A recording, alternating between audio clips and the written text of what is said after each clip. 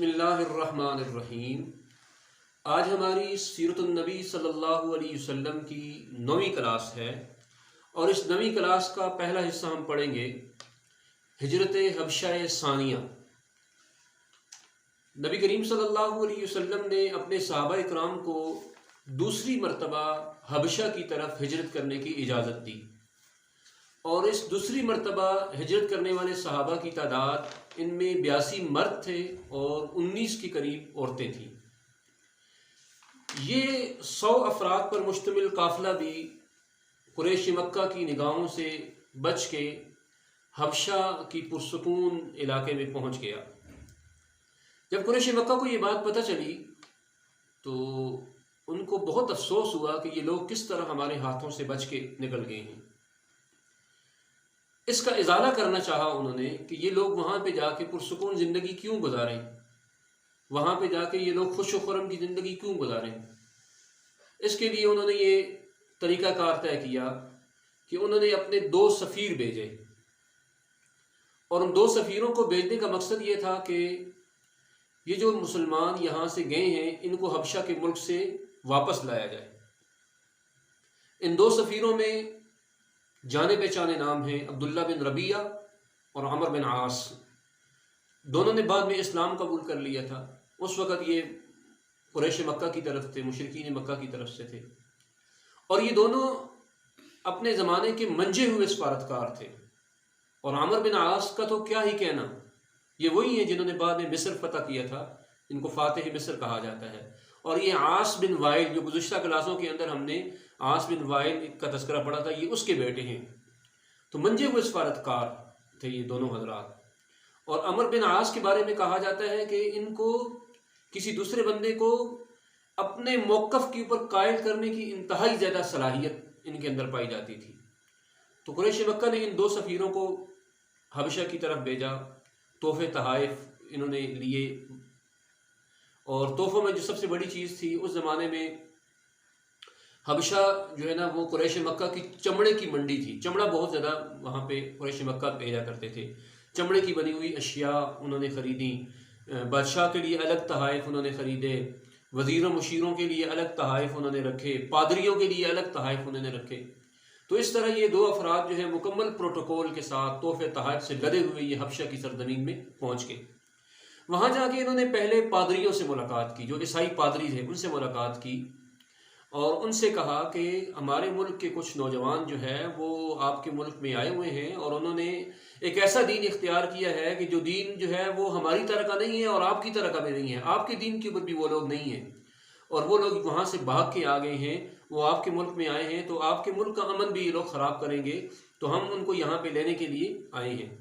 تو ان کو تحفے تحائف دیے اور ان کو اس بات پہ قائل کیا کہ جس وقت ہم بادشاہ کے سامنے اس مسئلے کو رکھیں گے تو آپ نے ہمارے موقف کی حمایت کرنی ہے۔ اس طرح وزیروں مشیروں کو بھی انہوں نے تحفے تحائف دیے اور ان کو بھی اس بات پہ قائل کیا کہ جس وقت ہم بادشاہ سے ان کی بابت گفتگو کریں گے تو آپ نے ہماری حمایت کرنی ہے۔ یوں یہ سارے لوگ ایک موقف کے ساتھ ہو گئے۔ نجاشی کے ساتھ جب ان 2 سفارتکاروں کی آپس میں گفتگو کا آغاز ہوا، دربار میں سارے لوگ بیٹھے ہوئے تھے، ایک طرف پادری بیٹھے تھے، ایک طرف جو ہے وہ وزیر مشیر بیٹھے ہوئے تھے، اور بعض سیرت نگاروں نے لکھا ہے کہ عبداللہ بن ربیعہ کو بادشاہ نے، نجاشی نے اپنے ایک طرف بٹھایا اور عمر بن عاص کو اپنے ایک طرف دائیں طرف بٹھایا اور دوسرے کو بائیں طرف بٹھایا، یعنی اتنے منجے ہوئے یہ لوگ سفارتکار تھے۔ گفتگو کا آغاز ہوا تو نجاشی بادشاہ نے عمر بن عاص سے پوچھا کہ آپ لوگوں کے آنے کا مقصد کیا ہے؟ تو عمر بن عاص نے کہا کہ ہم یہاں پہ اس لیے آئے ہیں کہ ہمارے ملک کے کچھ نوجوان جو ہے وہ بھاگ کے آپ کے علاقے میں آ گئے ہیں، آپ کے ملک میں آ گئے ہیں، اور انہوں نے نیا دین اختیار کیا ہوا ہے، اور ایسا دین ہے کہ جو ہمارے دین سے ملتا جلتا نہیں ہے اور نہ آپ کے دین کے ساتھ ملتا جلتا ہے۔ انہوں نے نیا دین اپنے انداز سے اختیار کیا ہوا ہے، اور یہ اپنی قوم کے بھاگے ہوئے لوگ ہیں۔ تو ہماری قوم کے لوگوں نے ہمیں سفیر بنا کے آپ کی خدمت میں بھیجا ہے کہ ہم ان لوگوں کو آپ سے واپس لے کے آئیں، آپ سے گزارش کریں کہ ان لوگوں کو واپس بھیج دیں۔ اچھا، اس سے پہلے جب عمر بن عاص عبداللہ بن ربیعہ جب بادشاہ کے دربار میں گئے تو انہوں نے سجدہ کیا، کیونکہ یہ اس زمانے کے آداب سمجھے جاتے تھے، دربار کے آداب کہ جو شخص داخل ہوتا تھا بادشاہ کو سجدہ کیا کرتا تھا۔ تو نجاشی بادشاہ نے عمر بن عاص سے اور بھی سوالات کیے،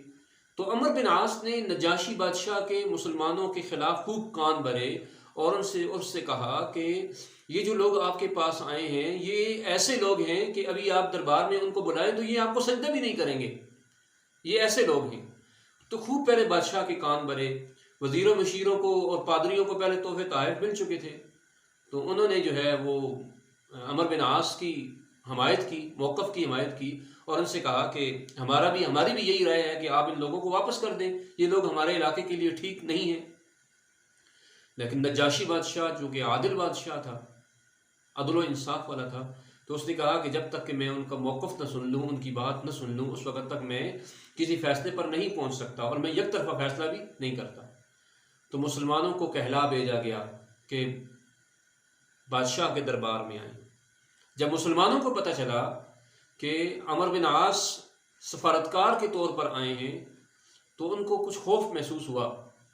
کہ عمر بن عاص کے بارے میں وہ لوگ بھی جانتے تھے کہ اس کے اندر دوسرے لوگوں کو قائل کرنے کی کس قدر صلاحیت ہے، تو یہ محسوس کر رہے تھے کہ اگر عمر بن عاص نے نجاشی بادشاہ کو قائل کر لیا اور نجاشی بادشاہ نے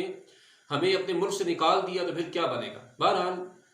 ان سارے مہاجرین نے حضرت جعفر طیار رضی اللہ تعالیٰ عنہ کو، جو آپ صلی اللہ علیہ وسلم کے چچا کے بیٹے حضرت علی رضی اللہ تعالیٰ عنہ کے بڑے بھائی تھے، ان کو اپنا امیر بنایا، ان سے کہا جی آپ ہی بادشاہ سے گفتگو کریں گے۔ تو یوں مسلمانوں کا یہ وفد جو ہے